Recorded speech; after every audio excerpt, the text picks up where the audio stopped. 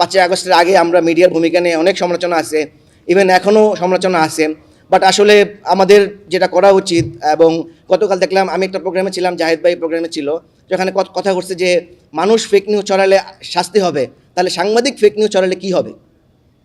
তাকে শাস্তি হবে? কি হবে? সে কি ফৌজদারি শাস্তি হবে, নাকি তার জন্য আলাদা কোনো কোর্ট হবে? কি হবে?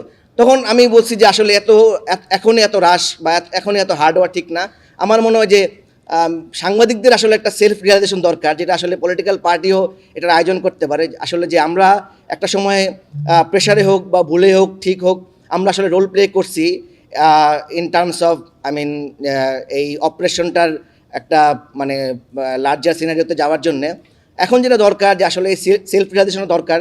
তারপরে আসলে এই যে এত সাংবাদিক সংগঠন, তারা অনেক কিছু নিয়ে অধিকার নিয়ে কাজ করে, বাট সাংবাদিকদের ট্রাস্ট নষ্ট করতেছে এই ডিসইনফরমেশন। বাট এইটা নিয়ে বাংলাদেশে কোনো সাংবাদিক সংস্থার কোনো আওয়াজ নাই, কোনো কথা নাই যে আসলে কিভাবে আমরা এই বায়াস ফ্রেমিং বলি বা ফেক নিউজ বলি, প্রপাগান্ডা কীভাবে আমরা নিজেরা নিজেদের প্রবলেমগুলো অ্যাড্রেস করতে পারি। যদি আমরা নিজেদের প্রবলেম নিজেরা অ্যাড্রেস করতে না পারি, তখন আসলে সরকার খড়গস্ত হবে, এবং আলটিমেটলি এটার দায়টা পড়বে প্রেস ফ্রিডমের উপরে। এবং আমরা দেখেন আমাদের প্রেস ফ্রিডম কিন্তু আস্তে আস্তে নামতেছে, ইভেন ইন্টারিম গভর্নমেন্টের সময় নামছে, যদিও এটা নিয়ে অভিযোগ আছে 130 জন যে অ্যারেস্ট হয়েছে তারা কিসের ভিত্তিতে অ্যারেস্ট হয়েছে। তো এবং এগুলো নিয়ে অনেক প্রশ্ন উঠতে পারে। সো আমার মনে হয় যে মানে পলিটিক্যাল পার্টিগুলো যদি এরকম আরও আয়োজন করে, এবং সাংবাদিকদের যদি সেলফ রিয়ালাইজেশন হয় যে আসলে আমরা অনেক বড়গুলো ভুল করছি, এবং এইটা আসলে শুরু হইতে পারে একটা সরি দিয়ে, অনলি সরি। যেমন পুলিশ কিন্তু 5ই আগস্টের পরে ফর্মালি ইনফর্মালি অনেক জায়গায় কিন্তু সরি বলছে। সো কিন্তু আমরা কিন্তু আমার 10 বছরের এক্সপিরিয়েন্স মানে মিডিয়ার, আমি বাংলাদেশ এমন কোনো মিডিয়া নেই ভুল করে না, সেটাও ইচ্ছায় বা অনিচ্ছায়।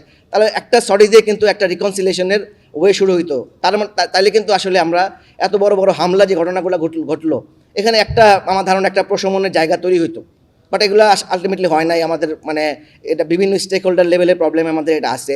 তো আমার মনে হয় সরকারের উচিত, এবং এই পলিটিক্যাল পার্টিগুলো উচিত সংসদীয় আলাপগুলো করা, এবং কীভাবে মিডিয়া নিজের অ্যাকাউন্টেবিলিটি তৈরি করতে পারে। কারণ যদি নিজেকে জবাবদিহি করতে না পারে, তখন আসলে সরকারের আগে আসতে হয়। অনেক সময় সরকার আসলে এত বড় একটা রাষ্ট্রযন্ত্র, সরকার কারোকে ধরলেই সে মরে যায়, কারণ সরকার এত বড় একটা মেশিনারি। সো আসলে সরকারকে এই সুযোগ না দিয়ে যদি মিডিয়াগুলো নিজেদের একটা অ্যাকাউন্টেবিলিটি ফ্রেমওয়ার্ক তৈরি করতে পারতো, যে আমরা আসলে কী করলে কী শাস্তি হবে। থাকে না, সব অর্গানাইজেশনে থাকে না, আমরা শুরুতে আমরা ধরেন এলাকায় একটা সূর্য কল্যাণ সংস্থা করলাম, আমরা আইন করি না যে এই করলে আমরা সংস্থা থেকে বাদ দিয়ে দিব। তাহলে এইটা কেন মিডিয়ার নাই? মিডিয়া কি করতে পারে এরকম একটা সংস্থা, যে আমরা নিজেরা বলে বসে ঠিক করলাম যে এই জিনিস করলে আমরা ধরবো। আমরা একটা ট্রাস্ট ইন্ডেক্স করতে পারি, আসলে মিডিয়াকে মানুষ কীভাবে দেখে, ট্রাস্ট কোন লেভেলে আছে, কী সমস্যা। এই যে নোয়াব আছে, অ্যাডকো আছে, বড় বড় সংস্থা এখানে আছে, বাট তারা শুধুমাত্র কি মালিকের হয়ে নেগোসিয়েশন করার জন্য তারা আছে, তাকে তাদের আরও অনেক রোল প্লে করা উচিত মিডিয়াতে। আমাদের যেমন আমরা যখন ফ্যাক্ট চেকিং ট্রেনিং করাই বিভিন্ন ইউনিভার্সিটিতে, আমি ইউনিভার্সিটিতে পড়াই, অনেক সময় ওখানে আমরা বলি যে তোমরা মানে মেন স্ট্রিম মিডিয়া ফলো করবা, তখন তারা আমাদের উল্টো প্রশ্ন করে যায়, মেন স্ট্রিম মিডিয়া তো আরও বায়াস, আপনি কিসের কথা বলেন? সো এইটা তো আমাদের জন্য প্রবলেম। আমরা তখন মানুষকে কী জবাবটা দিব যে আসলে কী করা উচিত তাদের।